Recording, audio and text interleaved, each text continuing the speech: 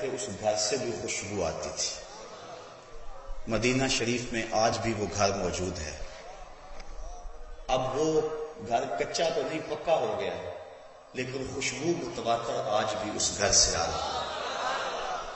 حضرت عقبہ بن عامر رضی اللہ تعالی عنہ روایت کرتے ہیں کہ ہم نماز کے اندر جب سجدہ کرتے تو یہ تسبیح پڑھتے: اللہم لک سجدت، اے اللہ ہم تیرے لیے سجدہ کیا. لیکن جب یہ صورت نازل ہوئی تو حضور نے ارشاد فرمایا: اجعلوها فی سجودکم، اس کو اپنے سجدوں کی تسبیح بنا لو. تو یہ جو سبح اسم ربک الاعلی ہے، اس سے یہ تسبیح ہے سبحان ربی الاعلی. بلکہ حضرت عمر فاروق رضی اللہ تعالی عنہ جب اس سورت کی تلاوت کرتے تو بعد میں سبحان ربی الاعلی ضرور پڑھتے. کسی نے کہا آپ اس کو اس سورت کا جز سمجھتے ہیں؟ کہا نہیں، جز نہیں سمجھتا. جس طرح سورہ فاتحہ میں آمین کہا جاتا ہے، میں اس میں سبحان ربی الاعلی کہتا ہوں، اور میں خود نہیں کہتا، یہ مسنون ہے، حضور نے بھی کہا تھا. تو یہ سورت قرآن مجید کی وہ سورت ہے جو حضور کو بہت پسند تھی. تو میں نے آج کی اس نشست میں آپ کے لیے سورت کی تلاوت کی. اللہ تعالیٰ جل شانہ میری زبان پہ کلمت الحق جاری فرمائے. حکم ہوا سبح، پاکی بولیے، ہر کجی، کمی، نقص اور کمزوری کی اللہ سے نفی کیجیے، اس کی تنزیہ بیان کیجیے، ہر سو سے، ہر نقص سے. حضرت طلحہ سے روایت ہے اس کا مفہوم کہ تنزیہ عن کل سوء، ہر نقص اور کمزوری سے اللہ کی پاکی، یہ سبحان کا مفہوم ہے. سبح، تسبیح بولیے، کس کی؟ اسم رب کا، اپنے رب کے نام کی. الاعلی، جو سب سے اعلیٰ ہے، بزرگ و برتر ہے. اور یہ تسبیح ہم سجدے میں بولتے ہیں جب ہماری حالت یہ ہوتی ہے کہ انتہائی ذلت کے مرتبے پہ ہوتے ہیں. انسان کا سب سے ذلت کا مرتبہ سجدہ ہے. سجدے سے بڑھ کر انسان کی تذلیل نہیں ہو سکتی. اقصی غایت التذلل، سب سے زیادہ، کیونکہ انسان کے اشرف اعضاء سر میں ہیں. سوچنے کی قوت دماغ سر میں، دیکھنے کی قوت آنکھیں سر میں، بولنے کی قوت زبان سر میں، سونگنے کی قوت ناک سر میں، اور سر اس کے درد پہ. اور زبان پہ کیا ہے؟ سبحان ربی الاعلی، مالک دیکھ مجھ سے ذلیل کوئی نہیں، تجھ سے اعلیٰ کوئی نہیں. اگر سجدے کے مفہوم کو بندہ اچھی طرح سے سمجھ لے تو پھر سجدے سے سر اٹھا کر اکڑ اکڑ کے چل نہیں سکتا. اس نے یہ کہا تھا سبحان ربی الاعلی، مالک اعلیٰ تو ہے. اگر وہ نماز سے آگاہ ہو گیا ہوتا، سجدے کی روح سے آشنا ہو گیا ہوتا، سورہ ماعون کے اندر اللہ تعالیٰ نے ارشاد فرمایا سو خرابی اور نمازیوں کے لیے جو اپنی نماز سے آگاہ نہیں، انہیں پتہ ہی نہیں کہ ان کی نماز انہیں کیا سکھا رہی ہے، ان کی نماز انہیں کیا بتا رہی ہے، انہیں علم ہی نہیں ہے اس بات کا. تو یہ تسبیح ہے نماز کی. اس صورت سے فرمائے لے لو اور اپنے سجدوں میں اس کو تسبیح بنا لو. تو اپنے رب کی تسبیح بولیے جو سب سے اعلیٰ ہے. تو جو سب سے اعلیٰ ہے اس کا حق ہے کہ تم اس کی تسبیح بولو، لیکن صرف یہ نہیں کہ وہ سب سے اعلیٰ ہے، الذی خلق، اس نے تمہیں پیدا بھی کیا. ماں نے بیٹے کو جنم دیا ہے اور اتنے حق ہیں کہ ساری زندگی بھی ان کی خدمت میں کمر بستہ رہے. ماں باپ کے حق بندہ ادا نہیں کر سکتا. ایک شخص نے اپنے کندھوں پہ اٹھا کے اپنی ماں کو طواف کعبہ کروایا. پھر حضور کی خدمت میں عرض پرداز ہوا، حضور میں نے کیا اپنی ماں کا حق ادا کر دیا؟ فرمایا تو اس کی ایک مسکراہٹ کا بدلہ بھی نہیں دے سکا. ماں جب ہنس کے بولتی ہے لگتا ہے جنت کی ساری کلیاں کھل اٹھی. اولاد پر اتنے حق ہے ماں باپ کے کہ ساری زندگی بھی اولاد لگی رہے، حق ادا نہیں ہو سکتے. توجہ چاہوں گا، ماں کو اولاد کے اوپر اتنے حق کیوں ہیں؟ اس لیے کہ ماں نے اولاد کو جنم دیا. جس نے جنم دیا اس کو اتنے حق ہیں، جس نے خلق کیا اس کے کتنے حق ہیں، جس نے تخلیق کیا اس کے کتنے حق ہیں. تو کہا تم اس کو سجدہ کرو. کیوں؟ الذی خلق، اس نے پیدا کیا. فسوا، پیدا کرنے کے بعد تمہاری نوک پلک بھی سنواری ہے، تمہیں یوں ہی نہیں چھوڑ دیا. والذی قدر فہدی، اور وہ اللہ جس نے ہر شے کی مقدار مقرر کی ہے، تمہارے ہر عضو کی مقدار مقرر کی ہے، تمہارے جسم کو توازن دیا ہے. اگر دو ٹانگوں میں سے ایک ٹانگ تھوڑی سی چھوٹی کر دی جاتی تو تم چلنے میں کتنی دقت محسوس کرتے. تمہاری چال کتنی بے ڈھنگی ہوتی. تمہارے 2 ہاتھوں میں سے ایک ہاتھ کا سائز کم کر دیا جاتا تو بتاؤ تم کیسے لگتے. تمہارے چہرے پہ 2 چراغ رکھے اس نے آنکھوں کے، ایک آنکھ کو چھوٹا بنا دیا جاتا، ایک کو بھاری بنا دیا جاتا، تو بتاؤ تمہاری حالت کیا ہوتی. تمہارا چہرہ بگڑتا کہ نہ بگڑتا؟ تم منہ چھپاتے پھرتے کہ نہ چھپاتے پھرتے؟ تو اس نے تمہیں پیدا بھی کیا، تمہاری نوک پلک بھی سنواری، تمہیں حسن بھی دیا، اور تمہاری مقدار اور اندازہ رکھ کے تمہیں بنایا، اور تمہارے اعضاء کو اعتدال بخشا، تمہیں حسن دیا. فہدا، اور پھر تمہیں ہدایت کا نور بھی عطا فرمایا. سب کچھ ہوتا تمہارے پاس، چراغ ہدایت ہی نہ ہوتا. بندہ 6 فٹ کا جوان ہے بھی بڑا سونا، لیکن دماغ کام نہیں کر رہا، تو کس کام کا؟ اس نے تمہیں عقل کا چراغ دیا، تمہیں فطری اور جبلی ہدایت دی. یہاں سے مراد جبلی اور فطری ہدایت مراد ہے. جب بچہ پیدا ہوتا ہے تو اسے پتا ہوتا ہے کہ میرا دودھ کہاں ہے. وَهَدَيْنَاهُ النَّجْدَيْنِ، اللہ فرماتا ہم نے دونوں گھاٹیاں اس کو دکھا دی. پیدا ہوتے ہی ماں کی چھاتیوں کی طرف لپکتا ہے. یہ فطری اور جبلی ہدایت ہے جو ہم نے اس کو عطا فرمائی. ایک ہدایت ہے جو انبیاء کے ذریعے اللہ نے عطا فرمائی، وہ بھی ایک ہدایت کی صورت ہے. لیکن اس سے قبل بھی انسان کو پتا ہے اچھائی کیا ہے اور برائی کیا ہے. یہ میرے لیے اچھا ہے، یہ میرے لیے برا ہے. یہ کوئی نہ بھی بتائے، مذہب نہ بھی تلقین کرے، پھر بھی بندے کو پتا ہے. کسی کو تھپڑ مارنا بری بات ہے، اچھا کام نہیں ہے، یہ کس کو نہیں پتا. دیوار رکھتے ہوئے ہمسائے کے 2 انچ دبا لے تو یہ اچھا کام نہیں ہے. نہ بھی کوئی بتائے، یہ پتا ہے، انسان کا ضمیر بتائے گا. یہ پتا ہے انسان کو کہ کسی پہ ظلم کرنا، زیادتی کرنی اچھی بات نہیں ہے. تو یہ فطرت کے اندر رکھا گیا ہے. حضور علیہ السلام سے گناہ کے بارے میں پوچھا گیا نا، فرمایا ما حاک فی صدرک، جو تیرے سینے میں کھٹ کے اور تو ڈرے کہ لوگ اس پہ مطلع نہ ہو جائیں، فرمایا وہ گناہ ہے. اور ایک اور روایت، حضرت وابصہ رضی اللہ تعالی عنہ ایک صحابی تھے. حضور کی مجلس لگی ہوئی ہے، وہ آ کے بیٹھ گئے. آداب مجلس بھی یہی ہے کہ جہاں جگہ ملے وہاں بیٹھ جاؤ. لوگوں کی گردنیں پھلانگ کر آگے آنے سے روکا گیا. صدر مجلس کو اختیار ہے، وہ کسی حکمت کے تحت کسی کو آگے بلانا چاہے تو وہ بلا سکتا ہے. جب حضور تشریف فرما ہو پھر صدر مجلس اور کون ہو سکتا ہے. تو حضور جلوہ فراز تھے، حضرت وابصہ پیچھے آ کے بیٹھ گئے. حضور نے فرمایا ادنو یا وابصہ، وابصہ دور بیٹھ گئے ہو، قریب آ جاؤ. حضور نے قریب کیا. حضرت وابصہ کہتے ہیں میں اتنا قریب ہوا کہ میرے گھٹنے حضور کے گھٹنوں سے چھونے لگے. اس قدر مجھے حضور نے اپنے قریب کر لیا. تو جب میں اتنا قریب ہو گیا تو حضور نے فرمایا وابصہ کوئی سوال پوچھنے آئے ہو؟ میں نے عرض کیا حضور کوئی سوال پوچھنے آیا ہوں. کہا وابصہ جو تم پوچھنے آئے ہو تم پوچھو گے یا میں ہی بتا دوں کیا پوچھنے آئے ہو؟ ڈٹھے برق قرآن دے پھول سارے، تیری شان جیا نہیں کوئی ہور ڈٹھا. تیری شان دا کرے مقابلہ جیڑا ان عاشقاں اصلی چور ڈٹھا. کوئی نور آکھے کوئی بشر آکھے، پیندا رات دنے ایہو شور ڈٹھا. اللہ والیاں گل مکا دیتی تساں ہور ڈٹھا ساں ہور ڈٹھا. تم پتہ نہیں کس کی بات کرتے ہو.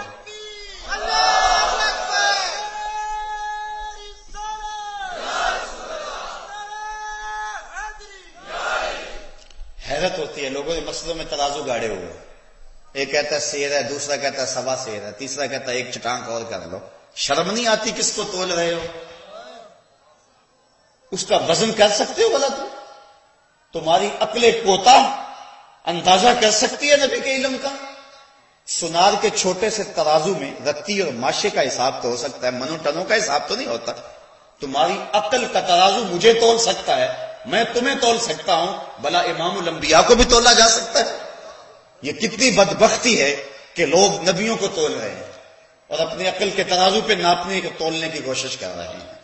کہا وابصہ جو پوچھنے آئے ہو تم پوچھو گے یا میں ہی بتا دوں کیا پوچھنے آئے ہو؟ عرض کی حضور اگر آپ بتا دیں پھر تو کمال ہو جائے. فرمایا سنو، تم خیر اور شر کے بارے میں پوچھنے آئے ہو، اچھائی کیا ہے اور برائی کیا ہے، یہی تمہارا سوال ہے نا؟ عرض کی حضور ہاں یہی میرا سوال ہے. کہا اس کا سوال مجھ سے لینا ہے یا اپنے آپ سے لینا ہے؟ عرض کی حضور اگر جواب آتا ہوتا تو سوال ہی کیوں بنتا. اب سنیے لفظ حدیث کے، فَضَرَبَ عَلَى صَدْرِهِ فَقَالَ اسْتَفْتِ مِنْ قَلْبِكَ. حضور نے حضرت وابصہ کے سینے پہ ہاتھ مارا، فرمایا وابصہ اس دل سے پوچھ لے، یہی مفتی بیٹھا ہوا ہے اندر، یہی تجھے بتا دے گا کہ خیر کیا ہے اور شر کیا ہے. تو انسان کے اندر سے ہی آواز آتی ہے کہ خیر کیا ہے اور شر کیا ہے، کوئی فتویٰ نہ بھی دینے والا ہو، یہ اندر کا مفتی فتویٰ دیتا ہے کہ یہ اچھائی ہے یہ برائی ہے، تو یہ وہ فطری اور جبلی ہدایت ہے جو اللہ تعالیٰ نے انسان کو ودیت کی ہوئی ہے، کوئی نہ بھی بتائے۔ بلکہ علماء نے لکھا کہ اللہ نے یہ تو ہدایت جانوروں کو بھی دی ہوئی ہے۔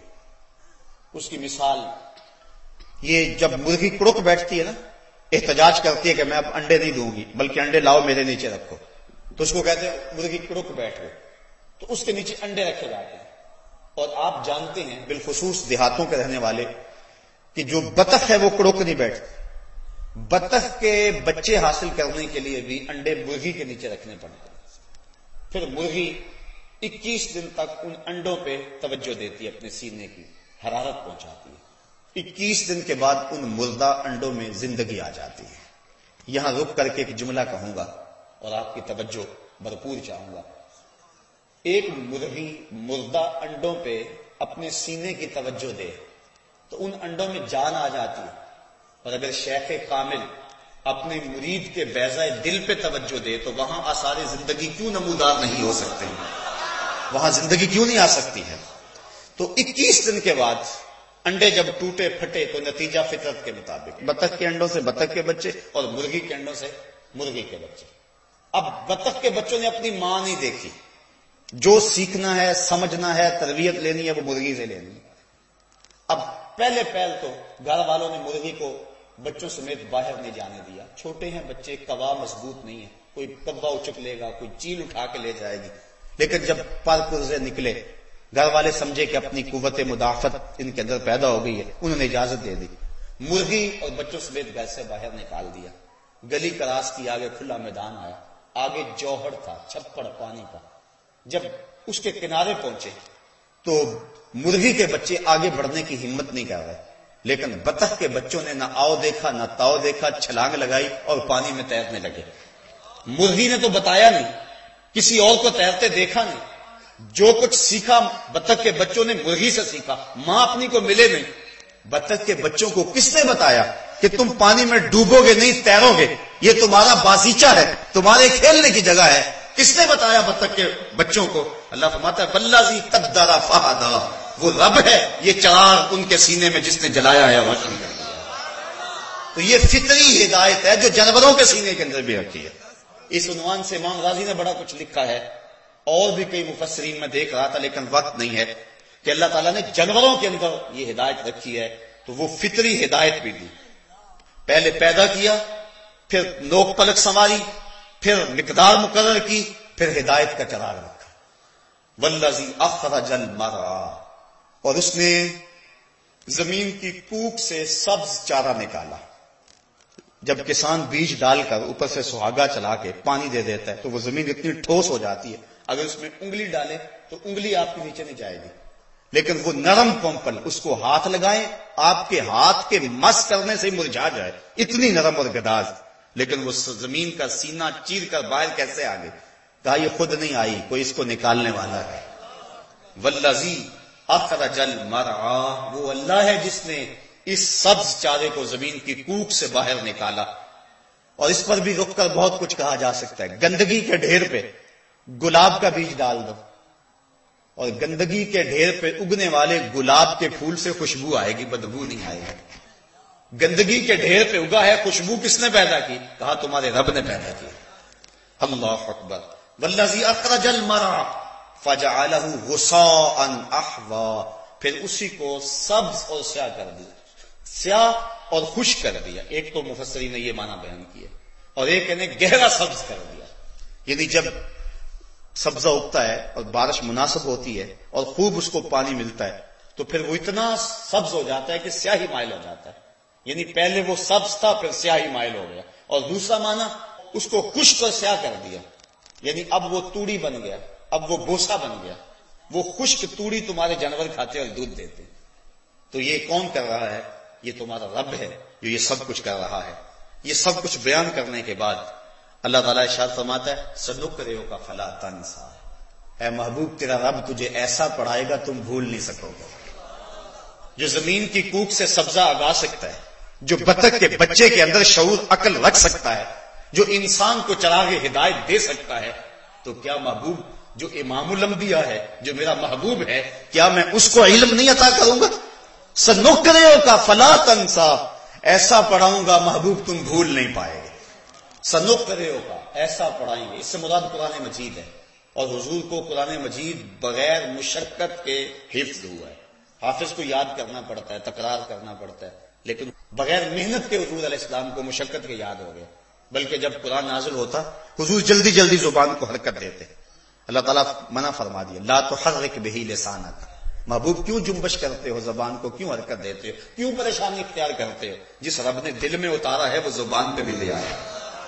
تو حضور علیہ السلام کو قرآن کے حفظ میں مشقت نہیں اٹھانا پڑی.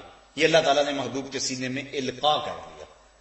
اور صرف قرآن ہی نہیں، یہ بات بھی ذہن میں رکھیں. کچھ لوگ یہاں رک جاتے ہیں اور آگے نہیں بڑھتے. نسائی شریف کی روایت اٹھائیے، حضور نے فرمایا انما اوتیت القرآن ومثلہ معہ، جتنا علم قرآن میں ہے مجھے اتنا علم اور بھی عطا فرمایا گیا.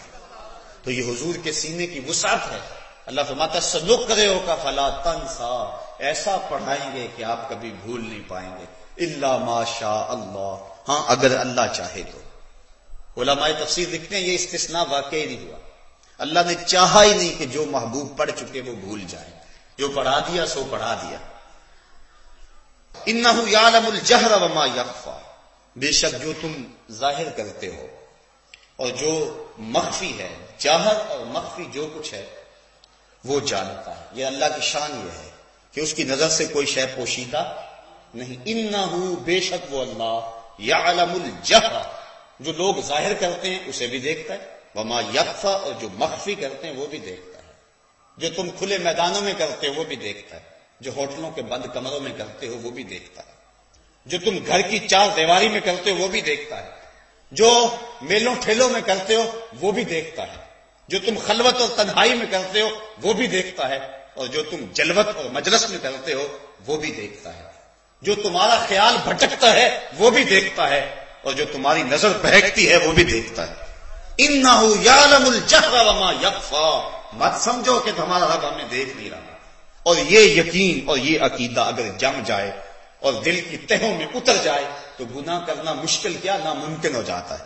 7 دروازے بند ہیں، بت کے اوپر بھی موٹا کپڑا ڈال کر زلیخا بولی ہے تو لک یوسف اب آ جاؤ نا، اب تو کوئی نہیں دیکھ رہا. تو یہی عقیدہ تھا جس نے روشنی دی.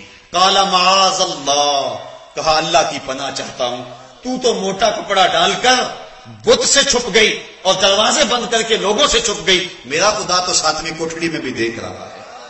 پھر اتنی روشنی برسی، اتنے اجالے اترے کہ گناہ کا تصور بھی محال ہو گیا.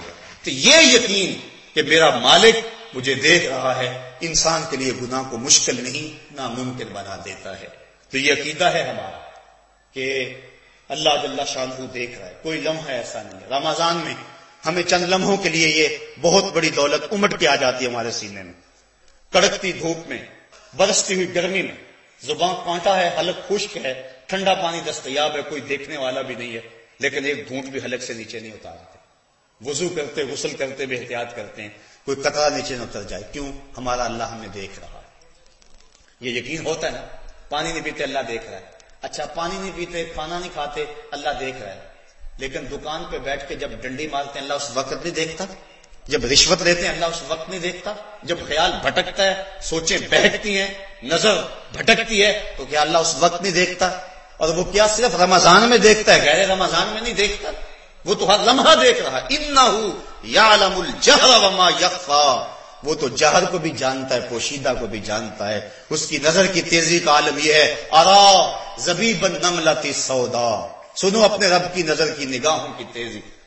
کالی رات کے اندھیرے میں، کالے پتھروں میں، پہاڑی سلسلے میں، پہاڑوں کی جڑوں میں ایک گہری غار ہے. اس غار میں آگے ایک سوراخ ہے. اس سوراخ کے اندر چیونٹی چلتی ہے. اس چیونٹی کے پاؤں سے اس سوراخ کے اندر ایک ننھی سی لکیر بنتی ہے جس کو تم کسی دوربین سے بھی نہیں دیکھ سکتے، کسی خوردبین سے بھی نہیں دیکھ سکتے. تمہارا رب اس لکیر کو یوں دیکھتا ہے جس طرح دیواریں چین کو دیکھتے. اس کی نظر سے وہ بھی پوشیدہ نہیں ہے. تو تمہارے ذہن کی سکرین پر آنے والے خیال بھلا رب اس سے کیسے غافل رہ سکتا ہے. انہ یعلم الجہر وما یخفی، جو ظاہر کرتے ہیں اللہ اسے بھی دیکھتا ہے، جو مخفی لوگ رکھتے ہیں اللہ اسے بھی دیکھتا ہے۔ اب اللہ اپنے محبوب سے فرما رہا ہے وَنُيَسِّرُكَ لِلْيُسْرَىٰ، اے محبوب دین کا کام ہم آپ کے لیے آسان کر دیں گے، یہ آسان ہو جائے گا۔ لوگ کہتے ہیں بڑا مشکل ہے یار دین پہ چلنا، ٹھیک ہے واقعی بڑا مشکل ہے، لیکن جس کے لیے اللہ آسان کر دے، مانا کہ محبت کے سفر میں ہر گام پہ 100 مشکل ہے، لیکن یہ سفر آسان بھی ہے اگر ساتھ تمہارا ہو جائے، تو جس کے لیے وہ آسان کر دے، وَنُيَسِّرُكَ، ہم اس معاملے کو آسان کر دیں گے، لِلْيُسْرَىٰ، اس شخص کے لیے جو سہولت چاہتا ہے۔ فَذَكِّرْ إِن نَفَعَتِ الذِّكْرَىٰ، آپ نصیحت کرتے جائیے، نصیحت تاکہ فائدہ دے۔ بعض نے ان شرطیہ مانا ہے اور بعد میں جو ہے ایک جملے کو حذف مانا ہے، ان نفعت الذکر، اگر نصیحت نفع دے یا نہ دے، دونوں صورتوں میں آپ نصیحت کرتے جائیں، یہ نصیحت کے عمل کو نہ چھوڑیں۔ اور بعض علماء کہتے ہیں نصیحت ہر صورت میں نفع دیتی ہے، اس کو کوئی قبول کرے یا نہ کرے نصیحت فائدہ بخش ہوتی ہے۔ اگر کوئی قبول کرے تو فریقین کا بھلا ہو جائے گا، نصیحت کرنے والے کو بھی فائدہ ہوگا، جس کو نصیحت کی گئی ہے اس کو بھی فائدہ ہوگا۔ لیکن اگر کوئی نصیحت قبول نہیں کرتا تو جس نے نہیں قبول کی اس کو تو فائدہ نہیں ہوا، جس نے کی اس کو تو فائدہ ہوا نا۔ اس لیے نصیحت فائدہ ضرور چھوڑتی ہے۔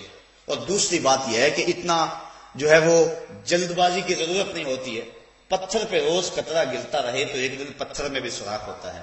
تو کہا محبوب تم نصیحت کے عمل کو جاری رکھو، اللہ ان سب کے دل پھیر دے گا اور یہ ایمان کی بہاروں سے مالا مال ہو جائیں گے۔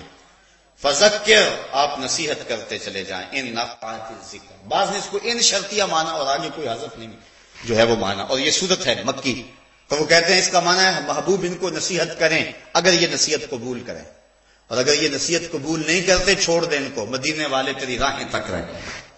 اگر یہ مکے والے قبول کرتے ہیں نصیحت تو کریں، ان کو نہیں کرتے پتھر مارتے ہیں، گڑے کھودتے ہیں، کانٹے بچھاتے ہیں، اوجریاں ڈالتے ہیں، آوازیں کستے ہیں، گلے میں کپڑا ڈال کے تاؤ دیتے ہیں، محبوب اگر یہ نہیں قبول کرتے چھوڑ دیں ان کو، مدینے والے تیری راہوں میں طالع البدر علینا کے گجرے لیے کھڑے ہیں اور تیری راہوں میں منتظر ہیں، آپ ان کو چھوڑیں اور مدینے والوں کو نصیحت کریں۔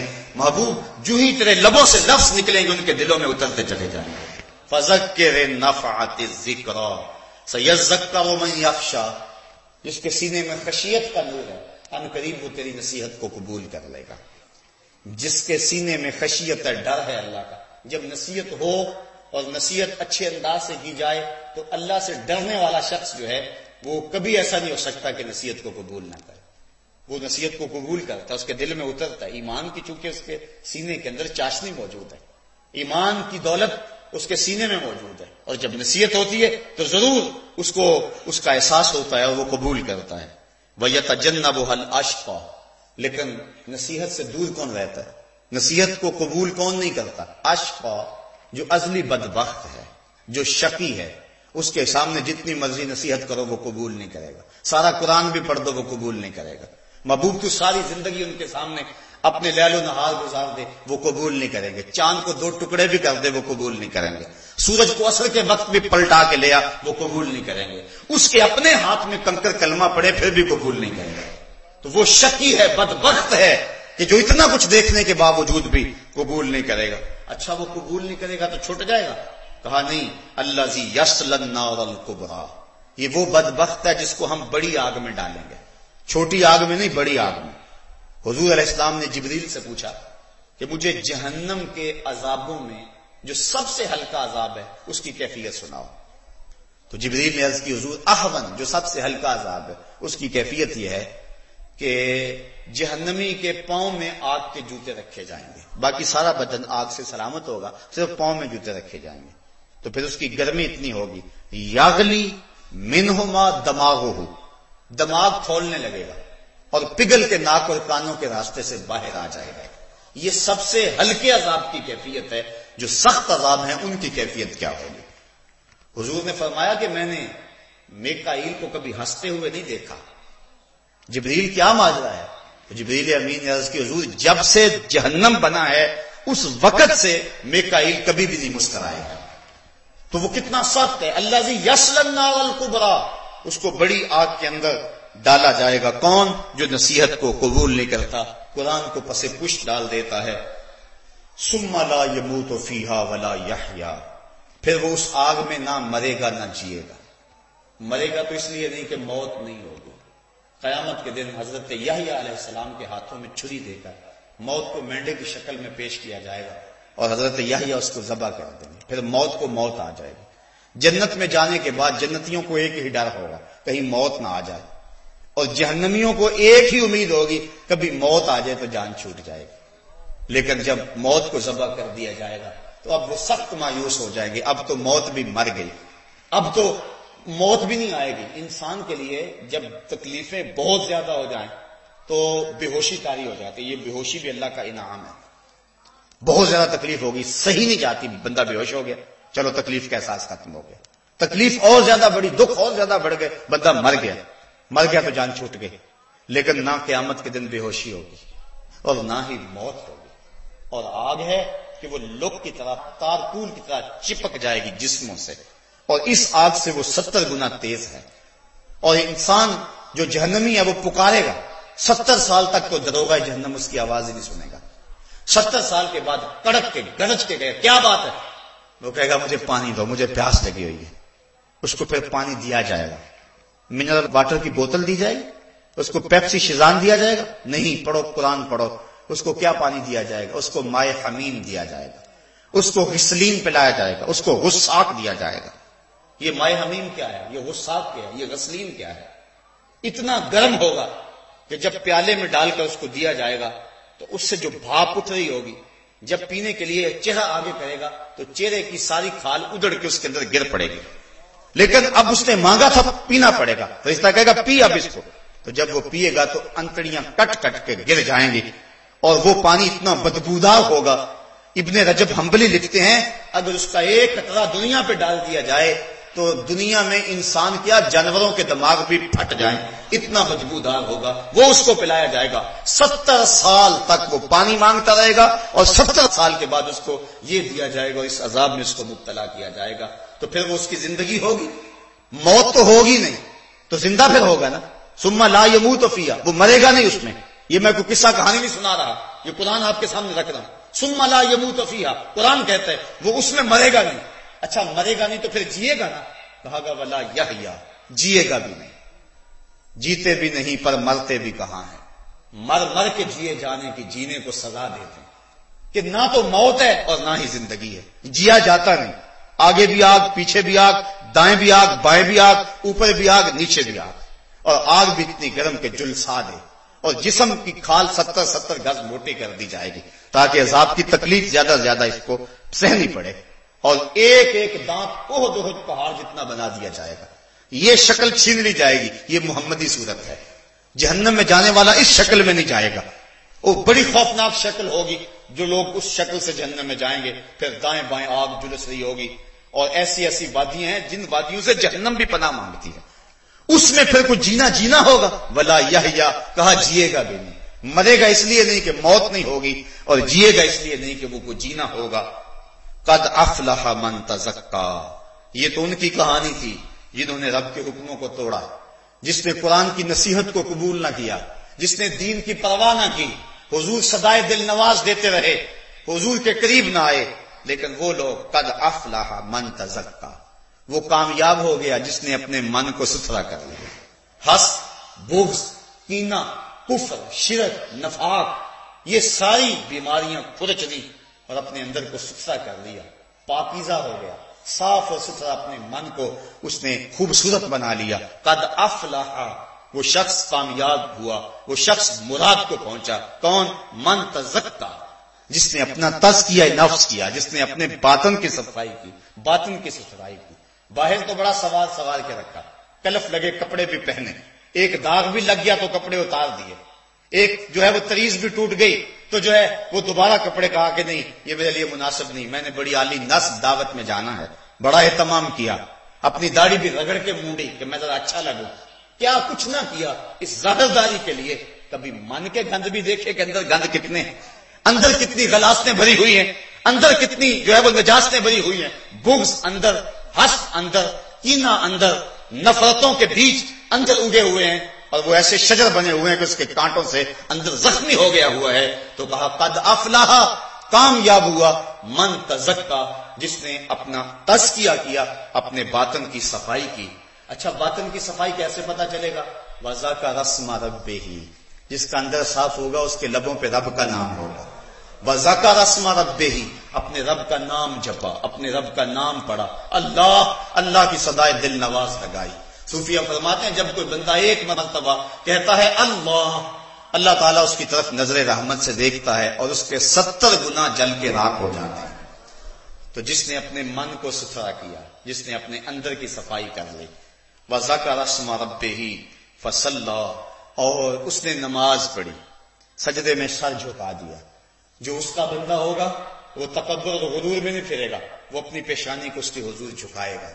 وہ کہتا ہے اس نے مجھے پیدا کیا، اس نے مجھے تخلیق کیا، اس نے مجھے عزت دی، اس نے مجھے جوانی دی، اس نے مجھے صحت دی، اس نے ہواؤں کے مشکیزے میرے نتنوں کے قریب رکھ دیے، اس نے وافر پانی مجھے دی، آسمان کی چھت تان دی، زمین کا فرش بچھا دیا، کتنا کچھ میرے مالک نے مجھے عطا کیا.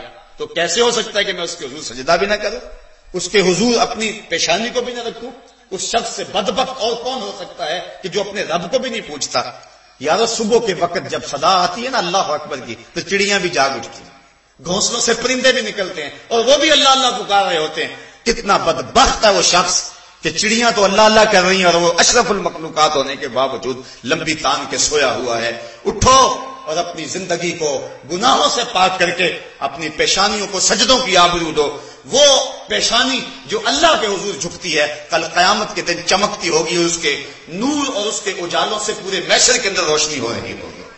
تو کہا قد افلح من تزکا، پاک وہ ہوا کہ جس نے اپنے نفس کا تزکیہ کیا. وذکر اسم ربہ، اور اپنے رب کا نام جپا.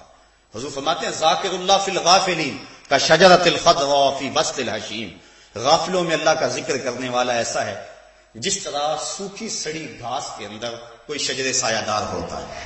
جو پوزیشن وہاں اس درخت کی ہے ذکر کرنے والے کی کیفیت اس انداز سے ہے. فصلی، اور نماز پڑھی، اللہ کے حضور سجدہ ریز ہو گیا. حضرت سلمان فارسی رضی اللہ تعالی عنہ اور حضرت ابو عثمان رضی اللہ تعالی عنہ یہ دونوں سفر پہ جا رہے تھے. راستے کے اندر ایک درخت آیا جس کی شاخیں لٹک رہی تھی، خزاں کا موسم تھا، پتے زرد ہو گئے تھے. حضرت سلمان نے ایک شاخ کو پکڑا اور جھٹکا دیا، جتنے بھی پتے تھے وہ گر گئے اور شاخ برہنہ ہو گئے. حضرت ابو عثمان سے مخاطب ہو کر کہا حضرت سلمان نے، عثمان تو نے مجھے پوچھا نہیں کہ میں نے اس شاخ کو جنبش کیوں دی ہے. انہوں نے کہا حضرت آپ بتا دیں کہ آپ نے اس کو جنبش کیوں دی. کہا سنو، میں ایک دن حضور کے ساتھ جا رہا تھا، سفر میں تھا، ایسے ہی ایک درخت آیا، اس کی شاخ جھکی ہوئی تھی، پتے لٹک رہے تھے، زرد ہو گئے تھے. حضور نے پکڑا، جھٹکا دیا. میں منظر کو دیکھ کے معزوز ہوتا رہا. حضور نے فرمایا اے سلمان تو نے مجھے پوچھا نہیں کہ میں نے ایسا کیوں کیا. میں نے بھی یوں عرض کی حضور آپ ارشاد کر دیں آپ نے ایسا کیوں کیا. تو حضور نے فرمایا سلمان جس طرح میں نے شاخ کو جھٹکا دیا اور کوئی پتا باقی نہیں رہا، جب بندہ نماز کے لیے کھڑا ہو جاتا ہے کوئی گناہ باقی نہیں رہتا. وَذَكَرَ اسْمَ رَبِّهِ فَصَلَّى، اپنے رب کا نام اس نے جپا اور نماز پڑھی. بل تؤثرون الحیات الدنیا، کہا تم تو دنیا کی زندگی کو ترجیح دیتے ہو. یہ انسان کی کمزوری بیان فرمائے، دنیا کی زندگی کو ترجیح دیتے ہو. حضور میں مجھے اس بات کا کوئی ڈر نہیں ہے کہ میرے بعد تم شرک کرو گے. یہ بخاری شریف کی روایت ہے، پتہ نہیں لوگوں کو کیوں فکر ہے کہ امت مشرک ہو گئی. حضور فرماتے ہیں لست اخاف ان تشرکوا من بعدی، مجھے کوئی ڈر نہیں ہے کہ میرے بعد تم شرک کرو گے. میری امت شرک پہ جمع نہیں ہو سکتی. مجھے اس بات کا ڈر ہے کہ میرے بعد تم دنیا دار بن جاؤ گے. اور آج ہماری کانوں تک بلکہ سر تک دنیا ہو گئی. ہماری زندگی کا مقصد ہی دنیا ہو گیا. کماؤ، جمع کرو، عجیب چکر دوڑ لگی ہوئی ہے. صبح ہوتی ہے، شام ہوتی ہے. وہ کیا کہا تھا اکبر الہ آبادی نے، کیا بتائیں احباب کیا کارنامائیاں کر گئے، بی اے کیا، نوکر ہوئے، پینشن ملی اور مر گئے. کیا زندگی کا یہ مقصد ہے؟ صرف اچھا مکان بنا لینا یہ مقصد حیات ہے؟ یہ تو ایک بجڑا بھی کر لیتا ہے. بہت ساری دولت جمع کر لینا یہ تو چونٹی بھی کرتی ہے. صبح بل سے باہر نکلتی ہے، دوپہر تک، شام تک خود بھی کھاتی ہے، بچوں کو بھی کھلاتی ہے اور برسات کے لیے جمع بھی کرتی ہے. یہ اشرف المخلوقات ہے. اس کا یہ وظیفہ تو نہیں تھا. یہ تو اللہ نے ذمہ لیا ہوا ہے. تو یہ اللہ کا کرم ہے. جس طرح موت تلاش کرتی ہے رزق بھی تلاش کر لیتا ہے. یہ تو مل کے رہنا اس نے، صرف اس نے تھوڑا سا آسرا کرنا ہے، اس نے تھوڑی سی محنت کر دی، باقی مقدور مل کے رہے گا. انسان کی زندگی کا مقصد یہ نہیں ہے، مقصد کچھ اور ہے.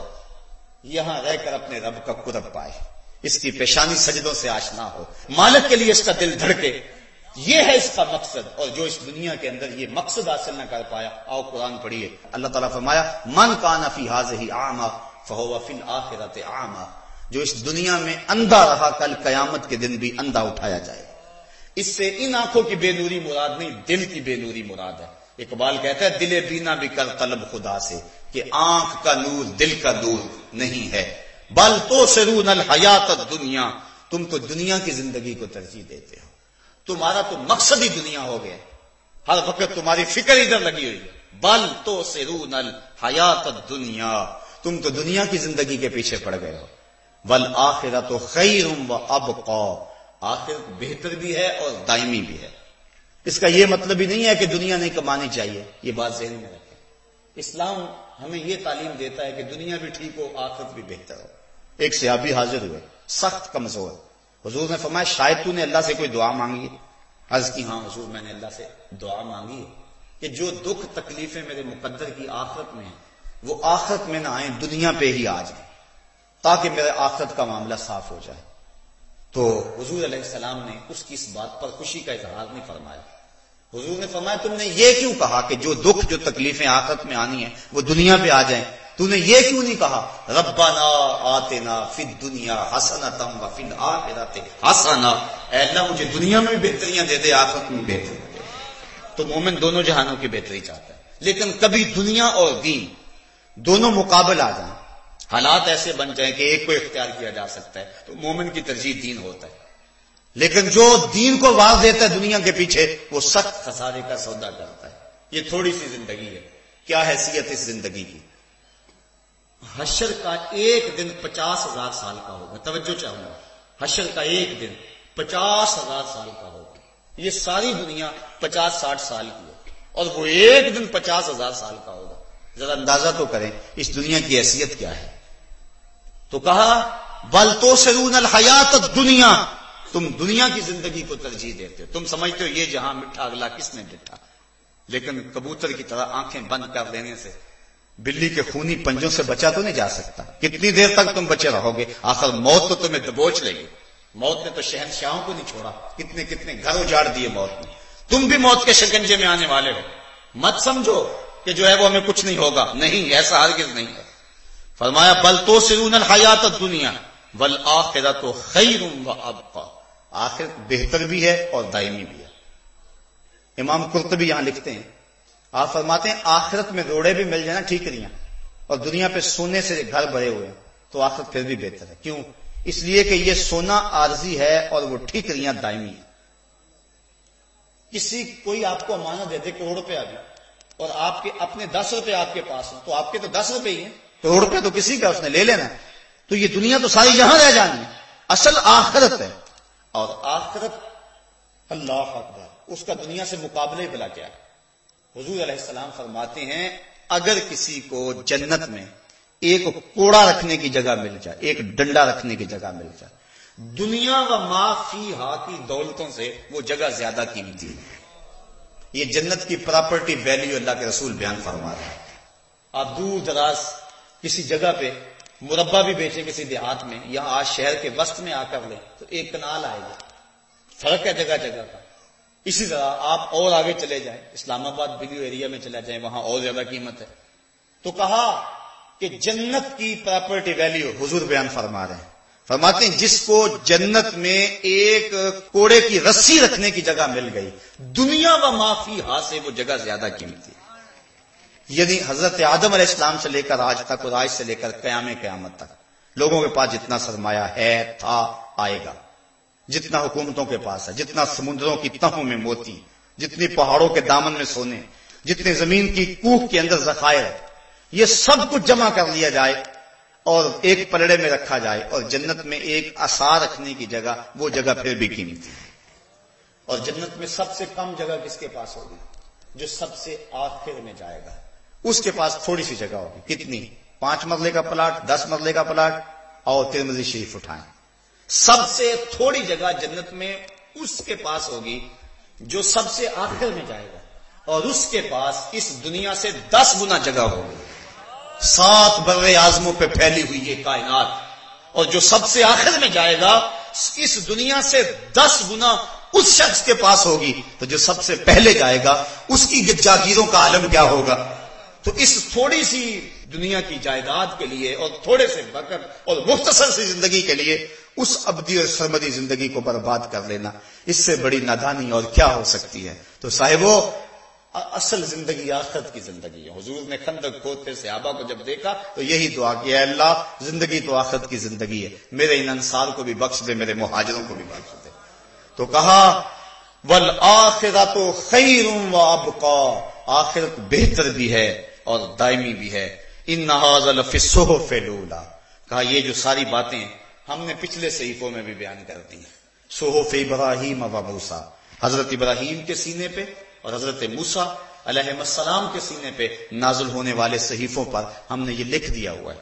علماء فرماتے ہیں، کتب حدیث میں آتا ہے، قد افلح من تزکا سے لے کر والآخرۃ خیر وابقا، یہ جو آیات ہیں، یہ 4-5 آیات بنتی ہیں، یہ حضرت ابراہیم اور حضرت موسیٰ علیہ السلام پر جو صحیفے نازل ہوئے تھے، یہ آیات ان صحیفوں میں بھی ہیں اور قرآن میں بھی ہیں۔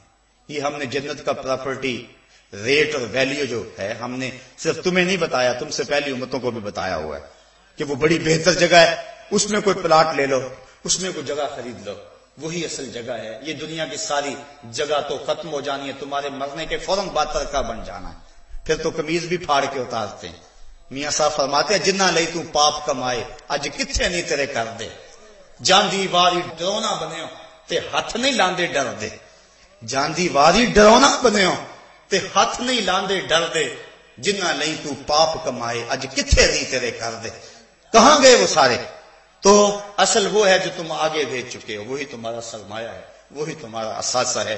تو کہا ان ھذا لفی الصحف الاولی، یہ پہلے صحیفوں میں بھی ہم نے لکھ دیا ہوا ہے، صحف ابراہیم و موسیٰ، حضرت ابراہیم کے اور حضرت موسیٰ علیہ السلام کے اوپر نازل ہونے والے صحیفوں کے اندر لکھ دیا گیا ہے۔ اللہ عمل کی توفیق عطا فرمائے۔ اور آج کی اس نشست کے اندر میں یہ بھی گزارش کروں گا کہ جہاں آپ بہت ساری دعائیں کرتے ہیں، کل انشاءاللہ شب قدر کی پرنور ساعتیں آنے والی ہیں، ہمارے بھی انشاءاللہ مرکز میں عشاء تا سحر پروگرام ہر سال ہوتا ہے، آپ تشریف بھی لائیں۔ تو باقی بھی جگہوں پہ جہاں جہاں بھی آپ کو موقع میسر آئے آپ شمولیت کریں، تو جہاں بہت ساری آپ دعائیں کریں، تو اپنے